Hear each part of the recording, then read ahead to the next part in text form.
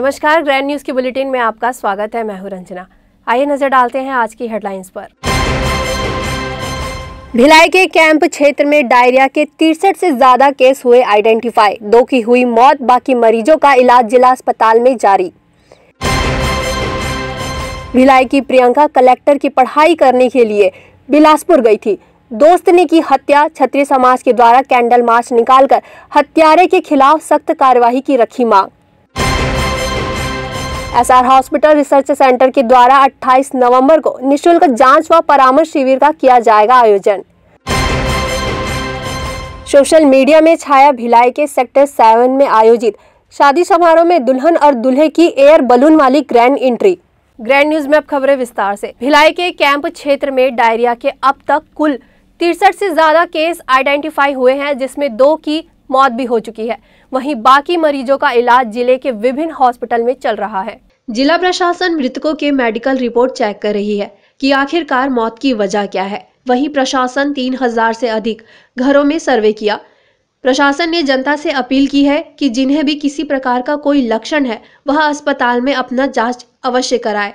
Collector ने दावा किया है कि स्थिति अभी कंट्रोल में है। निकाय के द्वारा पानी के टैंकर के माध्यम से पानी सप्लाई की जा रही है और आगे इस तरह की कोई दिक्कत ना हो, इसके लिए जिला प्रशासन प्लान बना रहा है ताकि पानी की सप्लाई में कभी किसी तरह की कोई दिक्कत ना हो।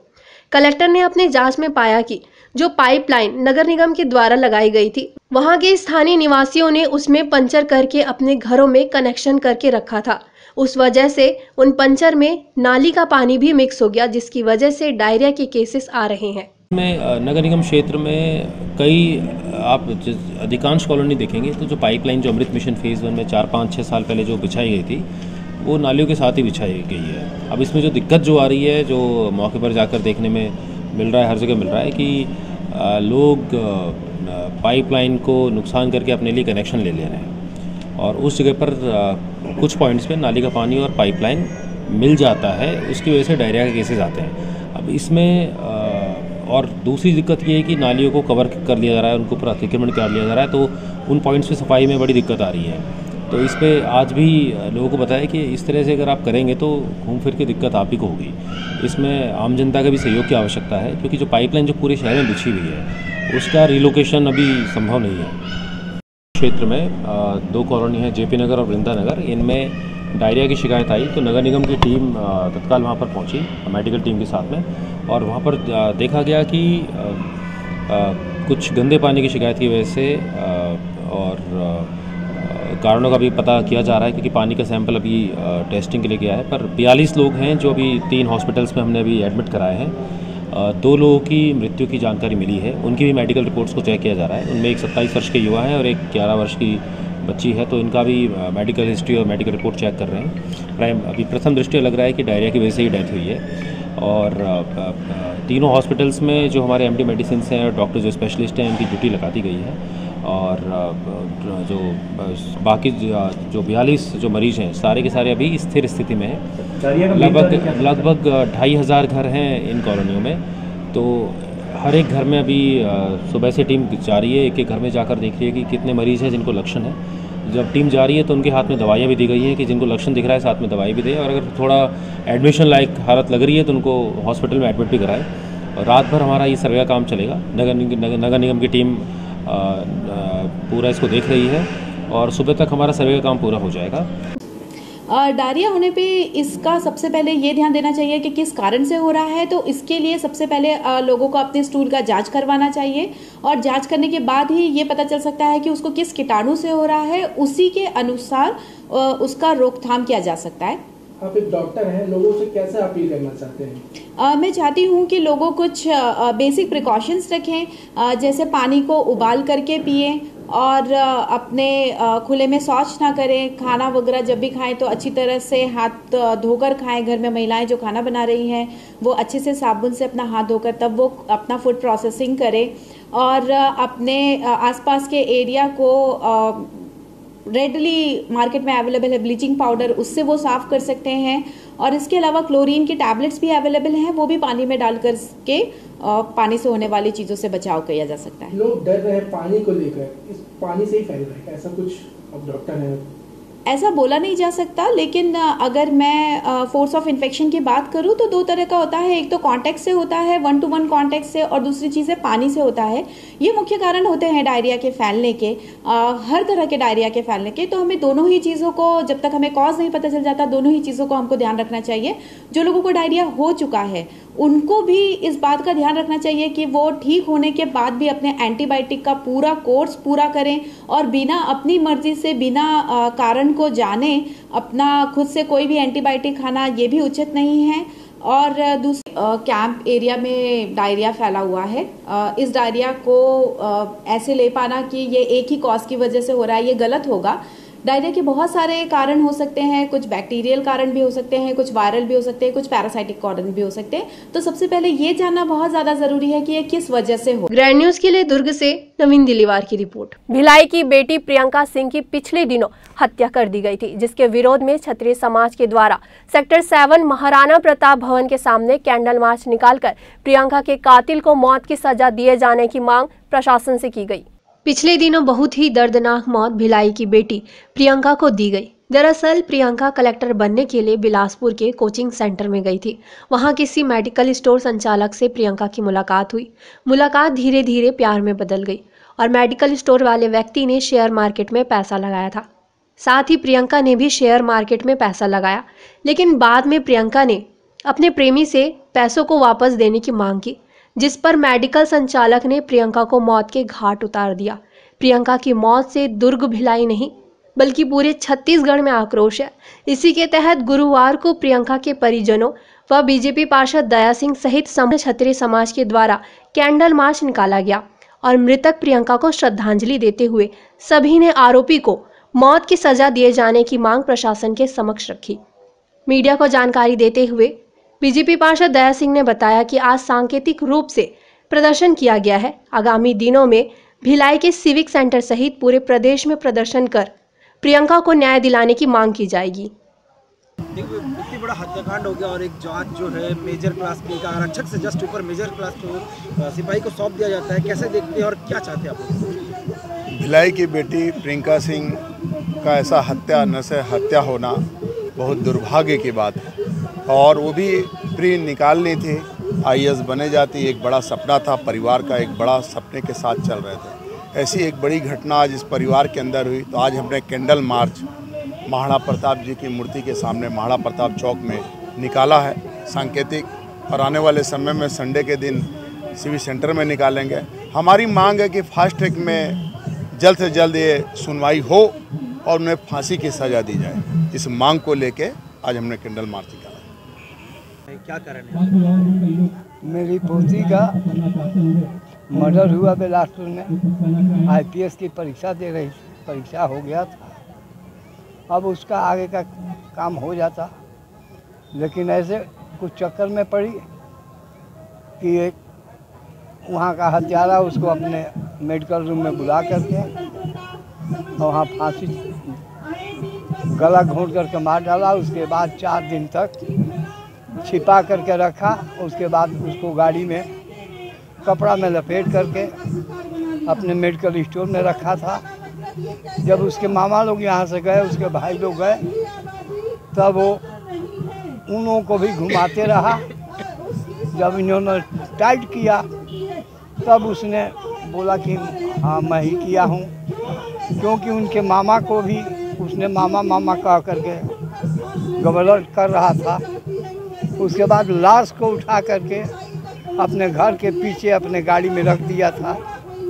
जब बदबू आने लगा तब अगल बगल वाले बोले कि काहे का बदबू आ रहा है, तब उसने पुलिस को उसके मामा लोगों को बताया कि इसी में गाड़ी में रखा हुआ है। तो गाड़ी में रखा हुआ था, वहाँ से सब चेकअप हुआ, और इतनी बड़ी केस होने के बाद वहाँ के पुलिस प्रशासन एक मुंशी केस लिखता है तो ये तो बहुत बड़ी शर्म की बात है। वहाँ के TI को या बड़े अधिकारी को ये काम करना चाहिए, लेकिन जो उसके घर में किराए में रहता था मुंशी, उसी से उसने केस लिखवा रहा था। अभी क्या चाहते हैं आप? अभी मैं यही चाहता हूँ कि उसका फांसी के सजा के सिवाय कुछ नहीं मैं मांगता। उसका फांसी हो और जल्द से जल्द इसके ऊपर में कार्रवाई हो और प्रशासन इसमें कोई चूक न करे। करेंगे अगर हम जैसा हमें लग रहा है कि जांच संदिग्ध है, जैसा उनके दादाजी ने बताया कि जांच संदिग्ध है, उस व्यक्ति को जांच दी गई जो एक हवलदार को जांच के लिए रखा गया और वो जो उसके घर में किराए में रहता था हत्यारे के। तो जब इस टाइप के लोगों को अगर जांच दी जाएगी तो निश्चित है कि जांच संदिग्ध है और जांच पूरी नहीं हो पाएगी ढंग से, और 4 साल बाद ये अपराधी फिर निकलेगा और फिर किसी बहन बेटी किसी बुजुर्ग की हत्या करेगा। ऐसे लोगों को फांसी के फंदे तक पहुंचाना ही हमारा उद्देश्य है और जनता का उद्देश्य है। ग्रैंड न्यूज के लिए अतुल शर्मा की report. SR hospital and research centre के द्वारा 28 नवंबर दिन सोमवार को प्रातः 9 बजे से दोपहर 3 बजे तक निःशुल्क परामर्श व जांच शिविर का आयोजन किया जा रहा है। वहीं हॉस्पिटल के डायरेक्टर संजय तिवारी ने सभी क्षेत्रवासियों से अपील की है कि सभी वर्ग के लोग इस शिविर का लाभ अवश्य उठाएं। एसआर हॉस्पिटल के द्वारा लगातार लोगों को इलाज संबंधी सुविधा पहुंचाने के लिए शिविर का आयोजन किया जाता रहा है। इसी कड़ी में 28 नवंबर को भी एसआर हॉस्पिटल के द्वारा निःशुल्क स्वास्थ्य परीक्षण शिविर का आयोजन किया जा रहा है, जिसमें विभिन्न तरह की जांच पूरी तरह निःशुल्क होगी। शिविर में सभी विभाग के चिकित्सक अपनी सेवाएं लोगों को निःशुल्क देंगे। एसआर हॉस्पिटल के संचालक डॉक्टर संजय तिवारी व अन्य डॉक्टरों ने लोगों से अपील की है कि वह ज़्यादा से ज़्यादा संख्या में शिविर में पहुंचकर शिविर का लाभ उठाएं। मैं डॉक्टर एसपी के सरवानी, शिशु रोग विशेषज्ञ, एसआर हॉस्पिटल चिखली दुर्ग। दिनांक 28 नवंबर को हमारे हॉस्पिटल में निःशुल्क स्वास्थ्य शिविर का आयोजन किया जा रहा है, जिसमें निःशुल्क उपचार भी किया जाएगा। इस शिविर का समय सवेरे 9 बजे से 3 बजे तक रहेगा। शिविर पूर्णतः निःशुल्क रहेगा, जिसमें कि एक्सरे। नमस्कार, मैं Sanjay Tiwari, chairman SR hospital and research centre, Chikhli Dhamda road, Durg, Chhattisgarh. SR hospital द्वारा दिनांक 28 नवंबर 2022 दिन सोमवार को निःशुल्क स्वास्थ्य परीक्षण शिविर का आयोजन किया जा रहा है। यह शिविर प्रातः 10 बजे से दोपहर 3 बजे तक इसका समय रखा गया है। इस शिविर की विशेषता है कि इस शिविर में जो है एक्सरे की जांच पूर्णतः निःशुल्क की जाएगी। सोनोग्राफी जो है उसका भी कोई चार्ज नहीं लिया जाएगा, सोनोग्राफी भी निःशुल्क की जाएगी। साथ में जो चश्मे हैं नंबर के साथ फ्रेम, वह निःशुल्क प्रदान किए जाएंगे। डॉक्टरों के द्वारा जिन मरीजों की सोनोग्राफी, एक्सरे और चश्मे प्रदान करने हेतु लिखा जाएगा, चिन्हांकित किया जाएगा, उन सभी मरीजों को संस्थान द्वारा, अस्पताल द्वारा पूर्णतः जांच और चश्मे निःशुल्क प्रदान किए जाएंगे। इस शिविर में जनरल मेडिसिन के डॉक्टर, स्त्री व प्रसूति रोग विशेषज्ञ, बाल व शिशु रोग विशेषज्ञ, जनरल मेडिसिन, दंत रोग विशेषज्ञ, फिजियोथेरेपिस्ट, यूरोलॉजिस्ट, न्यूरोलॉजिस्ट, न्यूरोसर्जन, नाक कान गला रोग विशेषज्ञ, अन्य सभी विभाग के जो चिकित्सक हैं वह अपनी सेवाएं निःशुल्क देंगे। यह निःशुल्क जो कैंप है यह क्षेत्र के लिए एक सौगात है, क्योंकि इसमें जो एक्सरे और सोनोग्राफी की जांच वह निःशुल्क होगी। मैं क्षेत्र की जनता से, दुर्ग भिलाई के निवासियों से विनम्र आग्रह करना चाहूँगा। मेरी यह अपील है कि एसआर हॉस्पिटल द्वारा जनहित में आयोजित इस शिविर में बढ़ चढ़कर हिस्सा लें और आपके समाचार के माध्यम से ज़्यादा लोगों को शेयर करें, जिसका लाभ लोगों को पहुंच सके। पुनः एक बार शिविर में शामिल होने के लिए एसआर अस्पताल की तरफ से मैं आप सभी से आग्रह करता हूं, अपील करता हूं। बहुत बहुत धन्यवाद। ग्रैंड न्यूज के लिए भिलाई से अतुल शर्मा की रिपोर्ट। शादी की रस्में हो या शादी में दुल्हा और दुल्हन के द्वारा किए गए हैरत अंगेज अंदाज सोशल मीडिया पर अक्सर वायरल होता है, लेकिन इन दिनों सोशल मीडिया पर ऐसा वीडियो भी वायरल हो रहा है जो भिलाई के सेक्टर 7 दशहरा मैदान में एयर बलून पर दुल्हा और दुल्हन एक दूसरे को वरमाला पहना रहे हैं। आइए आपको भी दिखाते हैं ये अनोखी शादी। भिलाई के सेक्टर 7 दशहरा मैदान में हुए शादी के दौरान जयमाला की रस्म अनोखे अंदाज में हुई। यहाँ दुल्हा दुल्हन ने एयर बैलून पर सवार होकर करीब 80 फीट की ऊंचाई पर एक दूसरे को वरमाला डाली, जिसे लोग देखते ही रह गए। इतना ही नहीं, मंडप की हो शुरुआती रस्म के बाद दुल्हा दुल्हन उसी तरह बलून पर ही सवार होकर स्टेज तक पहुंचे। इस एयर बलून को खास तौर पर बीकानेर राजस्थान से मंगाया गया। इसके साथ 6 लोगों की टीम भी भिलाई पहुंची थी। दुल्हन के पिता ने अपनी बेटी प्रीति के विवाह को यादगार बनाने यह अनोखी पहल की। भिलाई में एयर बलून की पायलटिंग पहली बार हुई है। आयोजक अवधेश पांडे का कहना है कि कुछ हटकर करने के लिए एयर बलून में वरमाला कराई गई। पूरे छत्तीसगढ़ में और मध्य प्रदेश में दूसरी बार ये एयर बलून का जो है हमारे यहाँ ही हो रहा है, पांडे प्लास्टिक पांडे परिवार की ओर से। इसका उद्देश्य ये था कि लोग शादी विवाह में जाते हैं और दूल्हा दुल्हन को देखते हैं, एंजॉय करते हैं, इसको थोड़ा हट के किया जाए, ये अपना उद्देश्य था। साथ में हम लोग बेटा को परी मानते हैं, तो हम चाहते हैं कि परी का जो वरमाला वो आसमान और धरती के बीच में हो, ये हम लोग का उद्देश्य है। इससे पहले भी हमने अपनी बिटिया का वैसे किया था सन 2016 में। और पर्यावरण को देखते हुए हमने 1100 पौधों को बांटने का आयोजन हर अपने खुशी के कार्यक्रम में करते हैं, ये हमारा एक उद्देश्य है। तो क्या बिटिया को परी की तरह विदा करते हैं? जी जी जी जी, ये उद्देश्य हमारा, कि बिटिया को परी माना जाता है या परी मानते हैं, इसीलिए हम चाहते हैं कि उनका जो वरमाला हो वो धरती और आकाश के बीच में हो।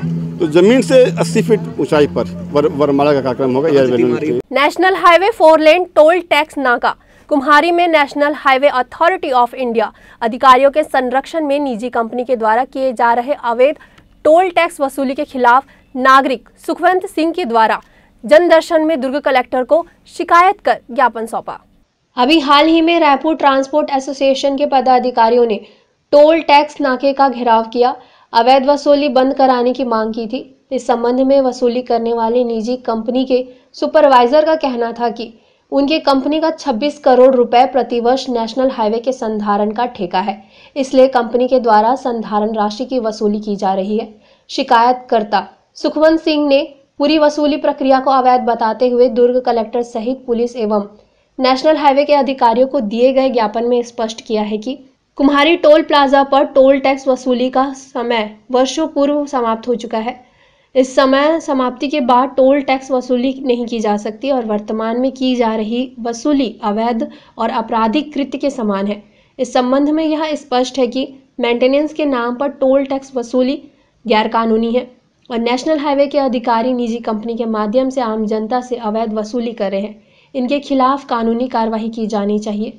उन्होंने मांग की है कि अवैध वसूली के खिलाफ आपराधिक प्रकरण दर्ज कर कार्रवाई की जानी चाहिए।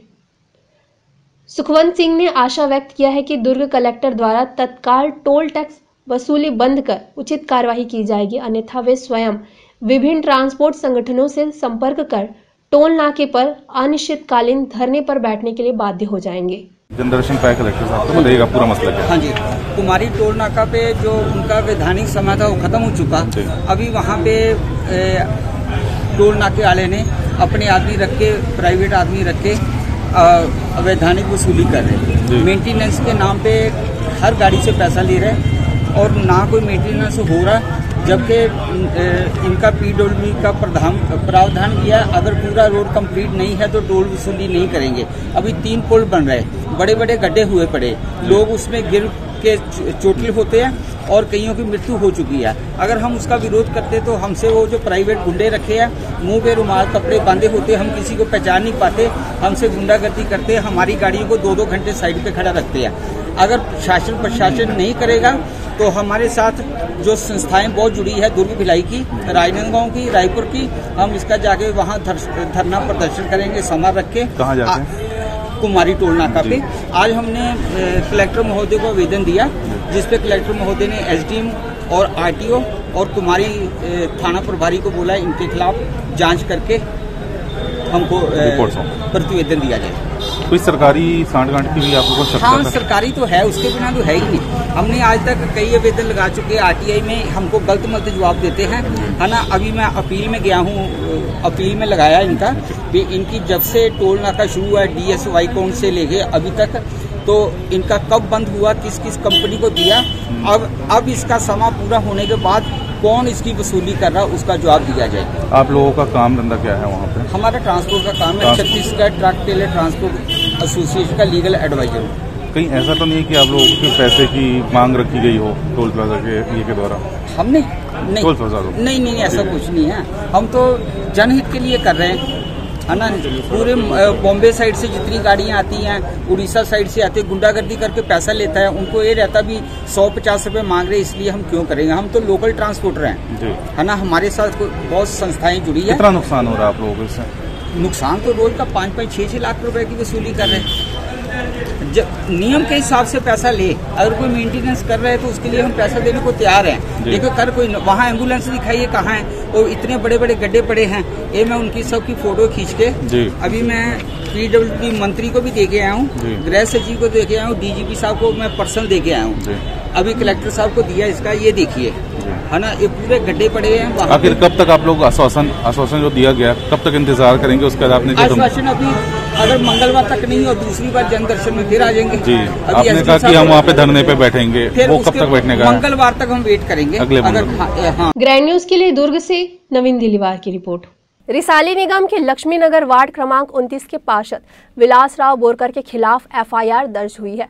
मामला स्थायी अधिकारियों के साथ अभद्र टिप्पणी और मारपीट कर जान से मारने की धमकी का है। बताया जा रहा है कि पार्षद विलासराव बहुत ही ज्यादा लूज टॉक करते हैं। पिछले कुछ महीनों से पार्षद विलासराव अपने वार्ड में पेयजल को लेकर काफी प्रयासरत थे, पर काम नहीं हुआ और बीते कल रिसाली निगम के प्लेसमेंट कर्मचारियों ने 2 माह से लंबित वेतन की मांग को लेकर धरना दे दिया था।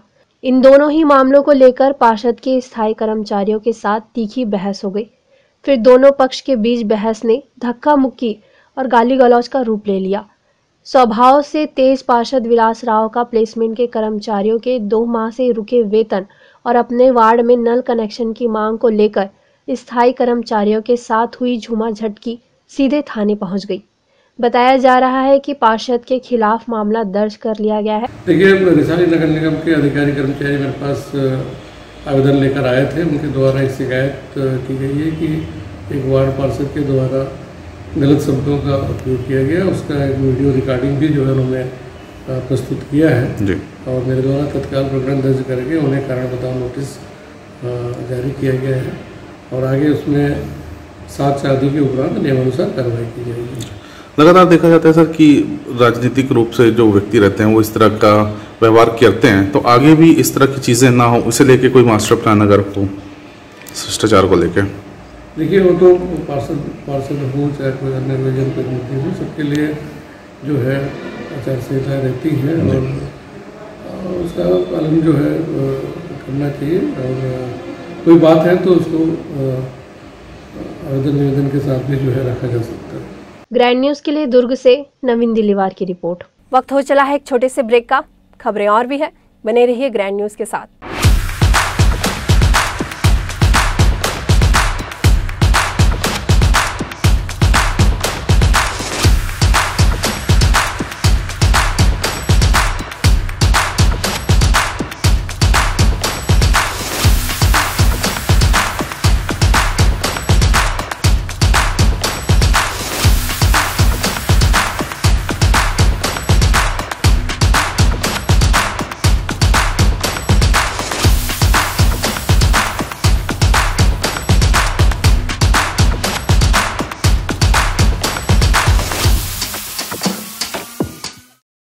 भगवान बाबा हनुमान जी को प्रणाम, महान त्यागी बाबा जुमन देव जी को प्रणाम। परम पूज्य परमात्मा एक सेवक मंडल नागपुर मानव धर्म का भव्य सेवक सम्मेलन। उद्देश्य मानव जीवन में भगवत कृपा से अंधश्रद्धा, दुष्ट बुद्धि, बुरे व्यसन, सामाजिक बुराइयां एवं कुप्रथाओं से मुक्ति, जाति भेद नष्ट करना, भ्रूण हत्या निर्मूलन, आपसी लड़ाई झगड़ा, गाली गलौज, चोरी करना बंद करना, परिवार में सत्य मर्यादा प्रेम का पालन करना, मानवता पूर्वक आचरण व्यवहार करना। रविवार दिनांक 27 नवंबर 2022, स्थल RK क्रिकेट मैदान, सुपेला थाना के पीछे, भिलाई। सौजन्य परम पूज्य परमात्मा एक सेवक मंडल नागपुर अंतर्गत सेवक सेविका ये छत्तीसगढ़ परिक्षेत्र।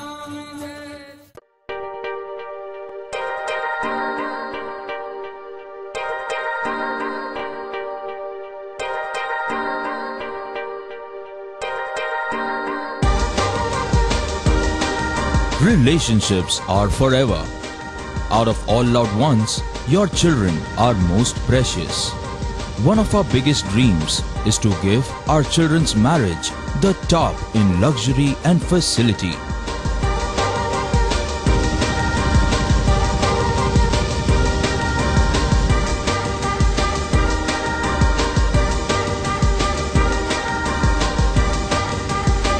In today's busy life, you cannot afford to take time out for everything to be perfect for your marriage.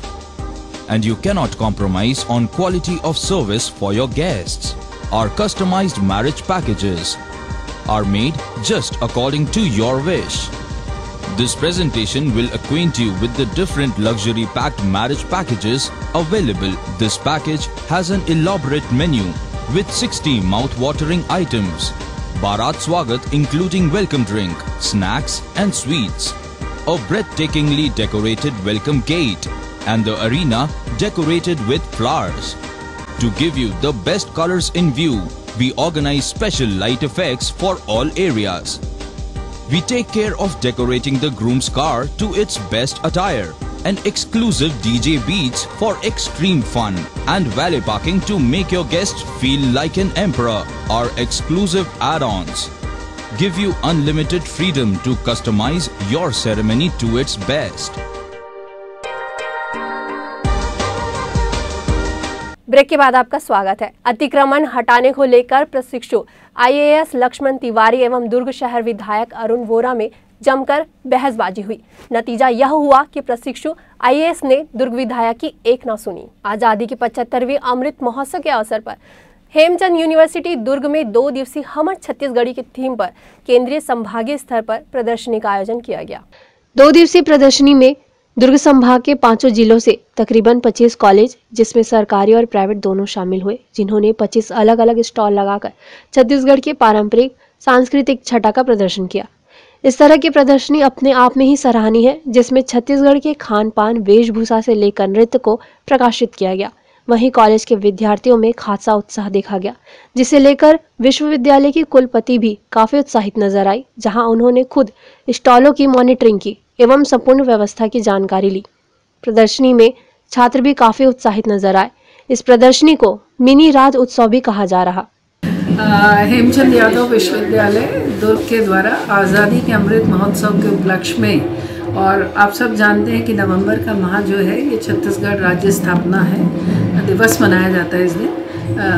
तो 1 नवंबर को मनाया जाता है राज्य स्थापना दिवस। तो इस माह को पूरा हम छत्तीसगढ़ को समर्पित कर रहे हैं, और हमर छत्तीसगढ़ पर विश्वविद्यालय एक वर्चुअल कोर्स भी चला रहा है, सर्टिफिकेट कोर्स, जिसमें प्रति शनिवार और रविवार को एक्सपर्ट्स के लेक्चर्स होते हैं, और उन्हीं लेक्चर्स के आधार पर हमने विश्वविद्यालय में प्रदर्शनी लगाई है, जिसमें करीब 25 महाविद्यालय जो विश्वविद्यालय के अंतर्गत आते हैं उनको मौका दिया है, और विश्वविद्यालय परिसर में 25 स्टॉल्स बनाए गए हैं, और हर महाविद्यालय को एक थीम दिया गया छत्तीसगढ़ का, जिससे एक आप यहाँ पाएंगे कि पूरे छत्तीसगढ़ की जो भी विशेषताएं हैं इन 25 स्टॉल्स में परिलक्षित हो रही हैं। इसमें छत्तीसगढ़ का खान पान, वेशभूषा, आभूषण, यहाँ के वन्य प्राणी, यहाँ के मिनरल रिसोर्सेस, और इसी तरह से आप पाएंगे कि सभी कुछ कल्चर, संस्कृति, राम परिगमन पथ है यहाँ पर।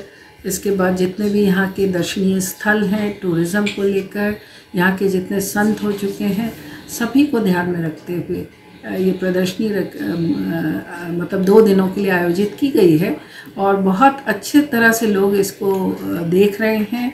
और हमने तो स्कूल के बच्चों को भी रिक्वेस्ट किया है कि वो भी यहाँ आए, क्योंकि एक ही स्थान पर इतना अच्छा छत्तीसगढ़ की जो जानकारी मिल रही है वो उनके लिए भी बहुत अच्छा रहेगा। जनरल नॉलेज बढ़ रहा है इस प्रदर्शनी से सभी लोगों का। और आज शाम को सभी स्टॉल्स वालों को हम एप्रिसिएशन का सर्टिफिकेट भी देने वाले हैं। तो कुल मिलाकर ये प्रदर्शनी हमारे लिए बहुत ही अच्छा सफल आयोजन रहा। ग्रैंड न्यूज़ के लिए दुर्ग से नवीन दिलीवार की रिपोर्ट। आगामी 2 दिसंबर से 8 दिसंबर तक दिगंबर जैन खंडेलवाल तीर्थ क्षेत्र निसाय जी मंदिर दुर्ग में श्री मजिनेन्द्र पंच कल्याणक प्रतिष्ठा महोत्सव एवं सर्व सिद्धि प्रदायक विश्व शांति महायज्ञ का आयोजन होने जा रहा है, जिसे लेकर पत्र वार्ता का आयोजन किया गया। छत्तीसगढ़ जिन 1008 श्री दिगंबर जैन खंडेलवाल तीर्थ क्षेत्र नसिया जी मंदिर दुर्ग श्रीमद ऋषभदेव जिन एवं मान स्तंभ जी मजिनेन्द्र पंच कल्याणक प्रतिष्ठा महामहोत्सव सर्व सिद्धि प्रदायक विश्व शांति महायज्ञ का आयोजन 2 दिसंबर से 8 दिसंबर तक होने जा रहा है, जिसमें हजारों लोगों के आने की संभावना है। कई राज्यों से इस महोत्सव में जैन समाज के लोग शामिल होंगे।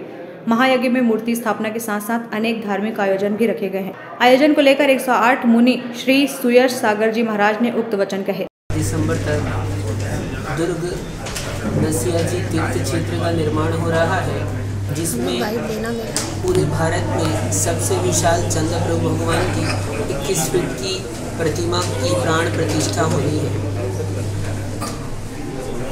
कहाँ से लोग आ रहे हैं और इसमें पूरे ही भारत से विभिन्न प्रांतों से राजस्थान, गुजरात, महाराष्ट्र, दिल्ली, कर्नाटक और विभिन्न क्षेत्रों से लोग इकट्ठा हो रहे हैं, एकत्रित हो रहे हैं और वे सब इस पंच कल्याणक के उत्सव में शामिल होकर अपने पुण्य का अर्जन करें। जिस भूमि का चयन किए हैं, आज से कितने वर्ष पूर्व इस भूमि के चयन किए थे, जिसको ऋषि मुनि ने पहले से आदेश किया था, जिसके तत्वाधान में आज यहाँ पर भव्य मंदिर बनने जा रहा है। आचार्य भगवान विशुद्ध सागर जी महाराज 1997 में इस छत्तीसगढ़ की धरा दुर्ग में चातुर्मास किया था और तभी उन्होंने उस भूमि को देखकर कहा था कि यहाँ पर कोई एक विशाल तीर्थ होने वाला है। उनकी उस परिकल्पना को आज यहाँ सकल दिगंबर जैन समाज ने मिलकर पूर्ण किया है। पंच कल्याणम क्या है और इसकी क्या है? इस पंच कल्याण प्रतिष्ठा में पाषाण से भगवान बनाने की प्रक्रिया होगी।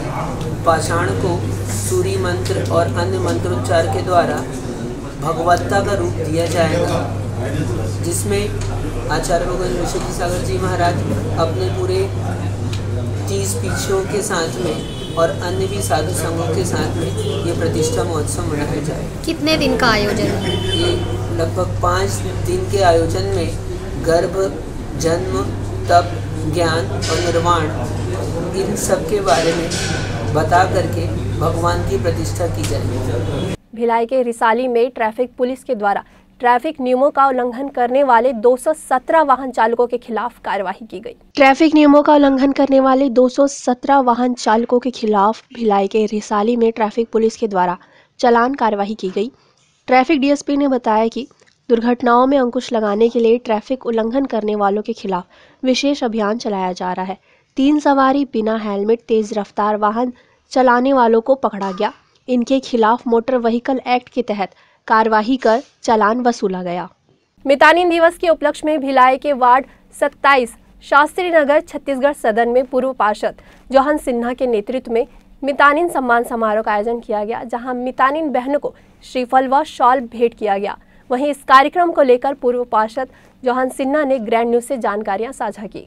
आज वार्ड क्रमांक 27 शास्त्री नगर में प्रतिवर्ष की तरह इस वर्ष भी मितानिन सम्मान समारोह का आयोजन हम लोग इस वार्ड में रखे हैं और एक सहज ही बात है कि मितानिन जो हमेशा अपने गृह कार्य को छोड़कर अन्य कार्यों में जैसे स्वस्थ हो, बच्चों के बारे में हो या महिलाओं के बारे में हो, और वो हमेशा तत्पर रहती है। ऐसे मितानिनों का सम्मान हमें करना एक बहुत ही अच्छा विषय है और इस तरह के कार्य हम शुरू से ही इस वार्ड में हम कर रहे हैं महिलाओं के लिए। कितने मितानिनों का सम्मान किया गया? अभी हम लोग मितानिन 13 मितानिन हैं इस वार्ड में, उन सभी का और आरोग्य समिति के सभी सदस्यों को हम सम्मान करेंगे। क्रमांक 27 में हमारे पूर्व पार्षद जोहन भाई MIC मेंबर, उनके द्वारा मितानिनों का सम्मान समारोह किया गया है। उसमें आज मुख्य अतिथि रूप मुझे बुलाया गया है। निश्चित तौर पर इसके पहले भी उन्होंने इस टाइप का कार्यक्रम किया और मुझे बुलाया। निश्चित तौर पर मितानिन जो हमारे एक स्वास्थ्य कर्मी टाइप से वार्ड में सेवा देती हैं और निश्चित तौर पर वो हर घर में जाती हैं, जहाँ पे एक पार्षद भी नहीं पहुँच पाता है, वहाँ मितानिन जाके हर घर में, वो चाहे अभी देख रहे हैं आप ये अपना डायरिया फैला हुआ है, उसमें भी बहुत ज़्यादा ये काम कर रही हैं। तो निश्चित तौर पर ऐसी बहनों का सम्मान करने का जो इन्होंने सिन्हा भाई साहब सोचे हैं और हमारी रेणुका भाभी सोची हैं, तो निश्चित तौर पर बहुत सराहनीय बात है। और निश्चित तौर पर सभी का होना चाहिए। और सभी लोग से यही गुजारिश है कि आप लोग अभी गंदा पानी जो आ रहा है, नगर निगम उसको साफ़ करने का प्रयास कर रहा है, सारे लोग मिल के कर रहे हैं, तो आप लोग भी थोड़ा सा उबाल के पीजिए, क्योंकि ये बीमारी बहुत खतरनाक है। तो सभी से यही गुजारिश है। और आप लोगों ने जो बुलाया है उसके लिए निश्चित तौर पर हमारे आदरणीय मुख्यमंत्री जी भी चाह रहे हैं, जो अभी मितान योजना चालू किए हैं, कि घर बैठे आप लोगों का जो आधार कार्ड है, मृत्यु प्रमाण पत्र है, जन्म प्रमाण पत्र है, उसके आधारित गरीबी रेखा कार्ड है या अन्य कार्ड है, वो सारे आपको घर में प्राप्त हो जाएंगे। कलेक्टर आके आपको दे के जा रहा है, एक बार अभी जस्ट कुछ दिन पहले हुआ है। तो निश्चित तौर पर ये बहुत अच्छी योजना है। और इसमें जो हमारी पब्लिक जाके नगर निगम में या अन्य जगहों में जाके भटकती है, वो भटकना नहीं पड़ेगा और घर में आके आपका कार्ड मिल जाएगा, सब कुछ बनेगा।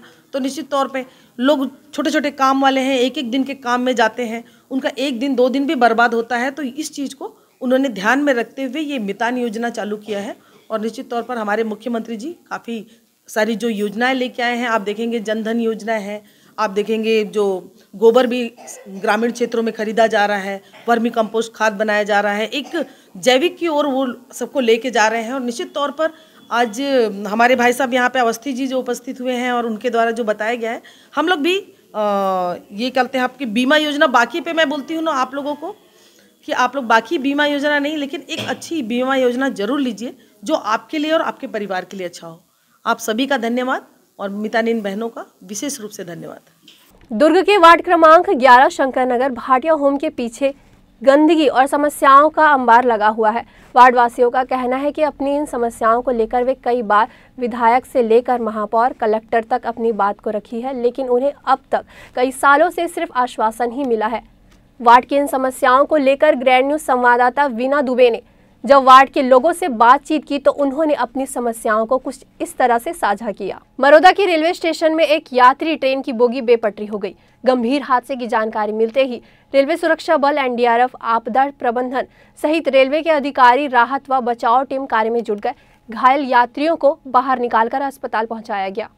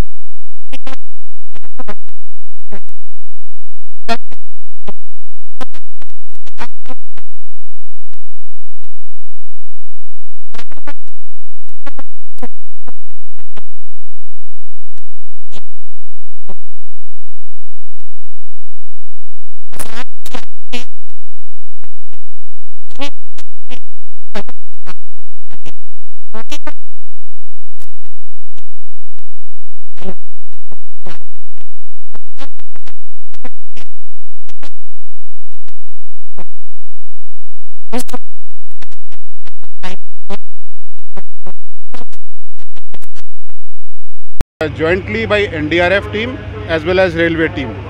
कुछ इसमें सीखने को भी मिलता है। ये सब एक्सरसाइज करने का मतलब ये होता है, तात्पर्य ये है कि हमको कुछ नई तकनीक, नई चीज़ें सीखने को मिलें जिनको हम अपने सिस्टम्स में इनकॉर्पोरेट कर सकें और आगे इस समय को और कम किया जाए। बचाव और सुरक्षा के कामों में एक्सीडेंट रिलीफ साइट के ऊपर बहुत सारी इन्फॉर्मेशन जहां पब्लिक और पैसेंजर इन्वॉल्व होती है, तो हर एक आदमी को अपने घर में, अपने दूर दराज जहां से वो आए हैं वहां पर अपने लव्ड वंस को, अपने घर बार के लोगों को इन्फॉर्मेशन देना और उनसे इन्फॉर्मेशन लेने की बात भी करनी होती है। आप यहाँ पे देख सकते हैं कि हमने एक सैटेलाइट कम्युनिकेशन सेंटर सेटअप किया है, जिससे कि देश में कहीं पर भी, चाहे वो जंगल हो, चाहे कितना भी रिमोट लोकेशन क्यों ना हो, वहाँ से हम सीधे सैटेलाइट के जरिए वीडियो लिंक और ऑडियो लिंक, टेलीफोन से 3 चैनल हमारे पास हैं, जिससे कि हम सुचारू रूप से कई लोगों का संवाद एक साथ करा सकते हैं। बीती रात कोतवाली थाना क्षेत्र के अंतर्गत लुचकीपारा वार्ड क्रमांक 7 आकाश शर्मा के साथ रात्रि 8 बजे पुरानी रंजिश को लेकर कुछ लड़कों के द्वारा आपसी विवाद कर चाकूबाजी की घटना को अंजाम दिया गया। पुलिस गिरफ्त में खड़े यह वही आरोपी है जिन्होंने बीती रात लुचकीपारा वार्ड 7 में चाकूबाजी की घटना को अंजाम दिया। बता दें कि आरोपियों के द्वारा आकाश पर 5 बार चाकू से प्राणघात हमला किया गया।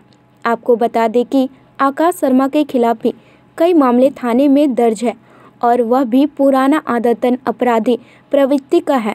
फिलहाल थाना प्रभारी के द्वारा अपराध कायम किया गया है, जिसमें से 9 लोगों के खिलाफ अपराध दर्ज कर लिया गया है। वहीं एक अपचारी बालक भी घटना में शामिल है। घायल आकाश शर्मा को शंकराचार्य हॉस्पिटल में उपचार के लिए भर्ती किया गया है। मामले में लुचकीपारा में जो है आपसी पुरानी रंजिश को लेकर आपस में लड़ाई झगड़ा हुआ था, जिसमें से एक व्यक्ति को चोट आई थी, जिसमें उसे हॉस्पिटल रिफ़र किया गया था। गंभीर चोट आने के कारण मामले की गंभीरता को ध्यान में रखते हुए धारा 307 के तहत में अपराध पंजीबद्ध किया गया है, जिसमें 9 लोगों को हिरासत में लेकर पूछताछ की जा रही है। सर, इसमें 9 लोग ही शामिल थे या और किसी और लोग भी शामिल हैं? अभी ये पूछताछ के बाद क्लियर हो पाएगा कि और शामिल थे या नहीं थे। मृतक कहाँ का था? मृतक नहीं, वो अभी जिंदा है। सॉरी, जिसको चोट लगी वो कहाँ का है? वो लुचकीपारा का है। नाम उसका सर? आकाश शर्मा। ग्रैंड न्यूज़ के लिए दुर्ग से वीना दुबे की रिपोर्ट। ग्रैंड न्यूज़ के बुलेटिन में फिलहाल इतना ही। मुझे दीजिए इजाज़त। नमस्कार।